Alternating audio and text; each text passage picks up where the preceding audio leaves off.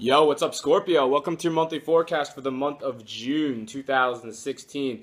Scorpio, the main focuses in your life for the month of June 2016 are going to be your shared finances, your shared resources, and your sex life. And the reason for this is because the sun is going to be transiting the sign of Gemini until June 20th, and Gemini is your eighth house. The eighth house has to do with all the things that I just mentioned, your shared resources, your shared finances, and your sex life. And usually when the sun is in this area, this eighth house area, it's going to increase the amount of sexual encounters that you'll have during this time.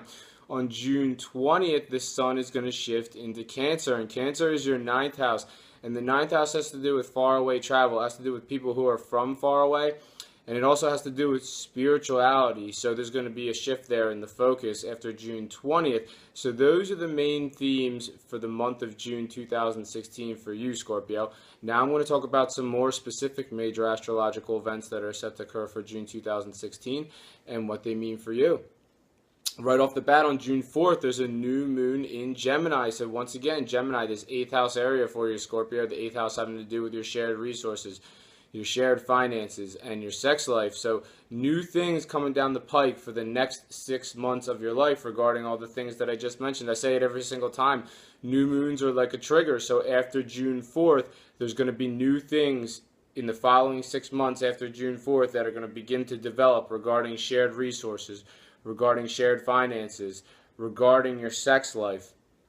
If you're a Scorpio that's coupled up, that just means new things coming down the pike for, with the person you already share your resources with, who you already have your sex life with. If you're a single Scorpio, this could indicate that, hey, maybe there's someone coming down the pike that you're going to eventually begin, person could be a potential candidate that you're going to share your resources with, that you're going to, share your finances with, and it could potentially be a new sexual partner. So look out for that after June 4th, Scorpio. On June 6th, the sun in Gemini, once again, that eighth house area, your shared finances, shared resources, and your sex life is actually making a conjunction with Venus, the planet of love, romance, and beauty, in the same area. So the sun and Venus are aligning in this eighth house area. And what does this suggest? I mean, you have Venus, the planet of love, which is, being illuminated by the sun in an area that has to do with your sex life. So, I mean, this sounds like a great day for your romantic situation and your sex life, Scorpio. I'll mark this one down. I mean, if you have a special person in your life, or, maybe if even if you're not in a relationship, maybe there's someone that you're interested in. I mean, this could be a pretty hot day for your love life. Also, you could look at this from terms of because this eighth house area, I mean, has to do with shared resources and shared finances, and it even has to do with business contracts and negotiations. So you may be feeling the love in some sort of business deal or business partnership or negotiation. So there may be something regarding business that happens positively there on June 6th. So you want to remember that date. On June 9th, Mercury, the planet of communication, is in Taurus, and Taurus is your seventh house, and that has to do with all the one-on-one relationships in your life. And it's making a challenging aspect to Mars, the power planet, which is actually in your sign. And it's actually retrograding in your sign, which everyone thinks retrograde is going backwards, but it's really not. It just looks like it is. But what does it mean from an astrological standpoint? Well, I mean, Mercury is facing off with Mars, and Mercury's in that area that has to do with your one-on-one relationships, and Mars is in the area of yourself. It's in Scorpio, the first house of self. So Mars and Mercury are facing off, like they're doing an exact opposition to each other. And this is a challenging aspect. So it sounds like you're having a challenging conversation or some sort of challenging communication with someone that you have a one-on-one relationship with in your life. So, I mean, who's the first person you think of that you have a one-on-one relationship with in your life? It's probably your significant other. I mean, if it's not your significant other, then maybe it's somebody that you're interested in having a one-on-one relationship with. But whatever, it's going to be a challenging conversation on June 9th and following that event. So I want to make you aware of that, Scorpio. On June 12th, Venus, the planet of love, in Gemini, that eighth house area of shared resources, shared finances, in your sex life, is making a positive angle to Uranus, the planet of the unexpected, which is in Aries, and Aries is your sixth house. That has to do with your work, your daily life and your health. So here we go. We got Venus, the planet of love, in an area that has to do with your sex life, making a positive aspect to Uranus, the planet of the unexpected, in an area that has to do with your work and your health. This could suggest some sort of this could suggest some sort of spontaneous encounter regarding romance, and maybe with somebody who you work with, or maybe somebody who's works with you in a related industry, or it could have to do with somebody who's involved with fitness possibly. And if that's not the case, I mean, this is just a great day for, like I said, maybe if you're coupled up and that's just not the scenario for you, this is just a great day for your business, for professional matters, Scorpio, because Venus is in that area that has to do with business partnerships and business contracts and negotiations, and it's making a positive angle to Uranus, which is the planet of the unpredicted, the planet of the unexpected, in the area that has to do with your work life. So some sort of unexpected business deal or negotiation or something about a business partnership could pop up for there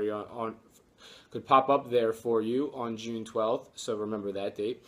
On June 13th, Neptune, the planet of dreams, actually begins its retrograde cycle. And once again, retrograde is when the planet looks like it's going backwards. It's really not, but what does it mean astrologically? Neptune is going to be doing this in Pisces, your fifth house of romance. The Pisces is your fifth house that has to do with your romantic situation, and Neptune's going to be doing a retrograde there until November 19th, and this could mean different things for different Scorpios. For some Scorpios, if you're maybe recently broken up, or somebody who was in your past, who you were involved with romantically, Neptune from June 13th to November 19th is going to be shaking this person off, like basically just trying to remove this person from your life because they're no good for you, Scorpio. So, not everything lasts forever. And if this is not the case for you, maybe it's just, maybe you're coupled up, but maybe it's just things are going to be under review regarding your romantic life from June 13th all the way until November 19th. So there's just going to be things that you're considering and reconsidering, and maybe things even regarding your past that come up with romance, and if it could potentially be with regarding the person that you're currently with. On June 17th, Saturn, the planet of restriction, is in Sagittarius, and Sagittarius is your second house of your money situation. That's making a challenging aspect to Pisces, or it's making a challenging aspect to Neptune, which is in Pisces, and Pisces once again being your fifth house of your romantic situation. So this has to do with a challenging aspect between romance and money. Maybe you just spend too much money on your romantic partner. And once again, Neptune is retrograde on June 17th, so it could be some sort of reoccurring money issue that's coming up regarding you and a romantic interest on June 17th. So remember that. And on the same day, Venus, the planet of love, enters Cancer, and Cancer is your ninth house. So after June 17th, Venus is going to be transiting that ninth house area that has to do with faraway travel. So it sounds like after June 17th, you could be embarking somewhere far away with a romantic interest.